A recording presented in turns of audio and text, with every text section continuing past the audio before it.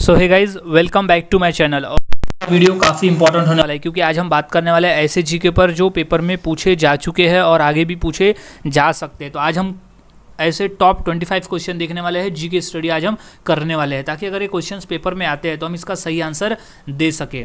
तो शुरू करते हैं हमारे आज के जीके की। और गाइज, अगर आप चैनल पर नए होंगे तो इसे सब्सक्राइब करना ना भूलें और बेल आइकन को दबा दें, ताकि मैं ऐसी वीडियोस आपके लिए लाता रहूं और आपकी पेपर की तैयारी करवाता रहूं। तो शुरुआत करते हैं आज के जीके की। तो सबसे पहला प्रश्न है, भारत का सबसे कम क्षेत्रफल वाला राज्य कौन सा है। गाइस, क्वेश्चन इंपॉर्टेंट है, 2 से 3 बार ये पेपर में पूछा भी जा चुका है, तो इसका आंसर अच्छे से याद में रख ले। तो इसका सही जवाब जो होगा वो है ऑप्शन बी, गोवा। गोवा एक ऐसा राज्य है जो क्षेत्रफल की दृष्टि से सबसे छोटा राज्य है। भारत का सबसे छोटा राज्य है गोवा क्षेत्रफल की दृष्टि से। अगला सवाल है,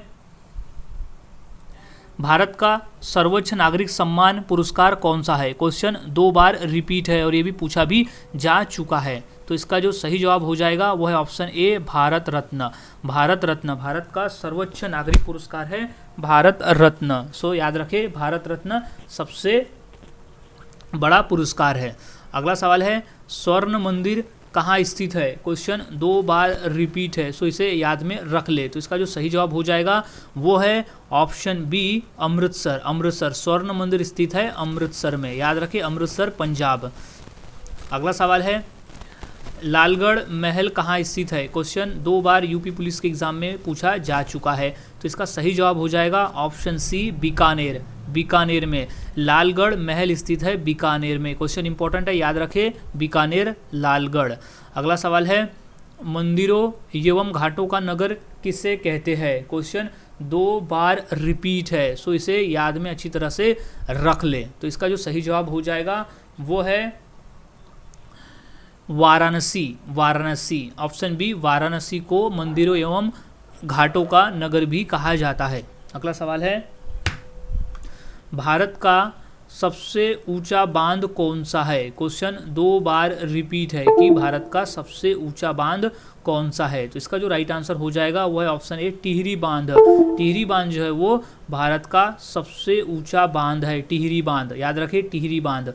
अगला सवाल है, महाभारत का पुराना नाम क्या था। क्वेश्चन 2 बार रिपीट भी ये हो चुका है। तो इसका सही जवाब है ऑप्शन बी, जय संहिता। जय संहिता, महाभारत का पुराना नाम है जय संहिता, जय संहिता।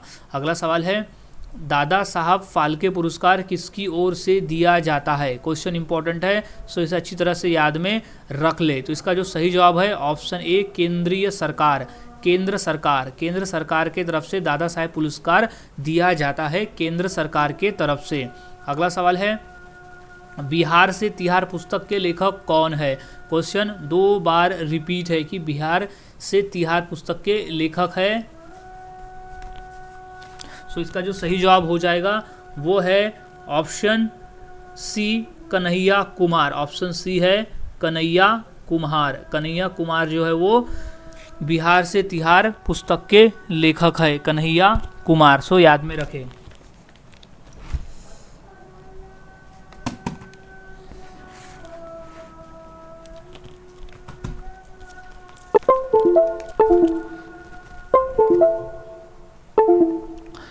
सो गाइज, अगला प्रश्न है, ग्रीनविच मीन टाइम किस देश के नाम पर रखा गया है। सो क्वेश्चन इंपॉर्टेंट है, इसका जो राइट आंसर हो जाएगा वो है option C, England. England, Greenwich mean time जो है वो इंग्लैंड के नाम पर रखा गया है, यानी इंग्लैंड के देश के नाम के आधार पर रखा गया है।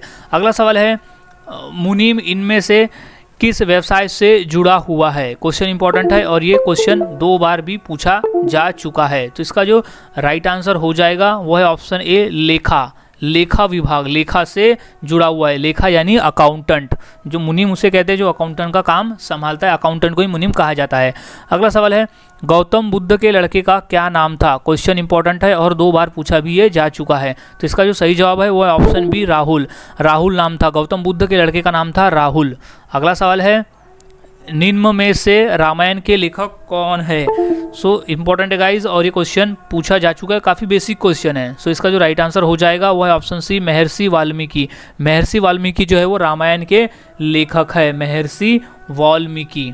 अगला सवाल है, रिजर्व बैंक ऑफ इंडिया का मुख्यालय कहाँ स्थित है? रिजर्व बैंक ऑफ इंडिया का मुख्यालय कहाँ है? सो इसका जो सही जवाब हो जाएगा वो है ऑप्शन बी, मुंबई में। मुंबई में रिजर्व बैंक ऑफ इंडिया का मुख्यालय है मुंबई में।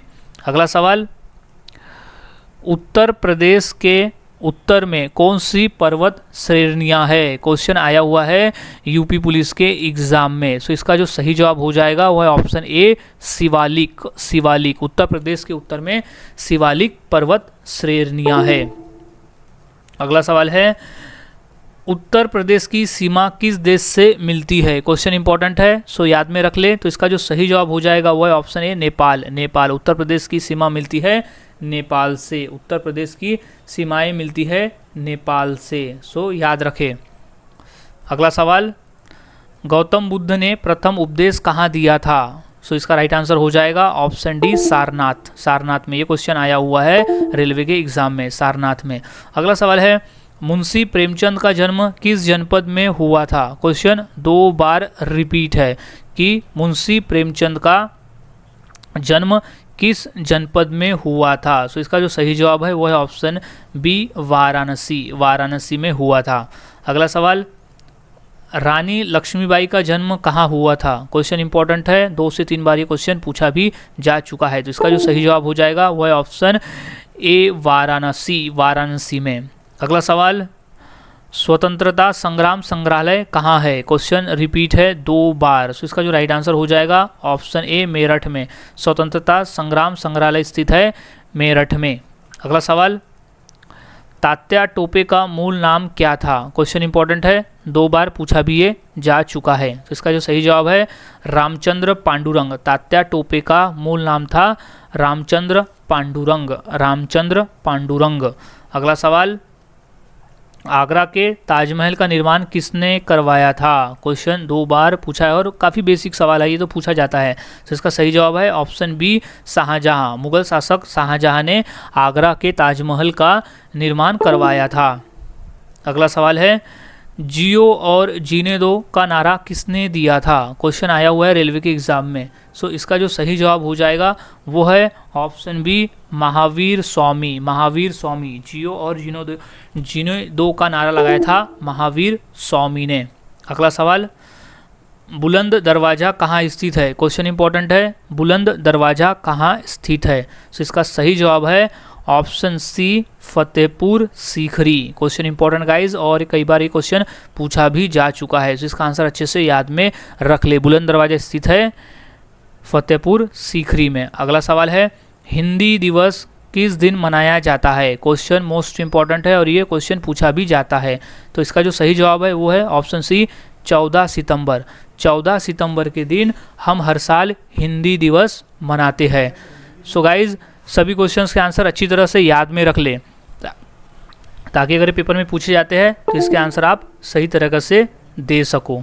सो गाइज, मिलता हूँ ऐसी और नई जीके के साथ अगली वीडियो में। तब तक के लिए चैनल के साथ बने रहे, वीडियोस को देखते रहो और पेपर की तैयारी करते रहे।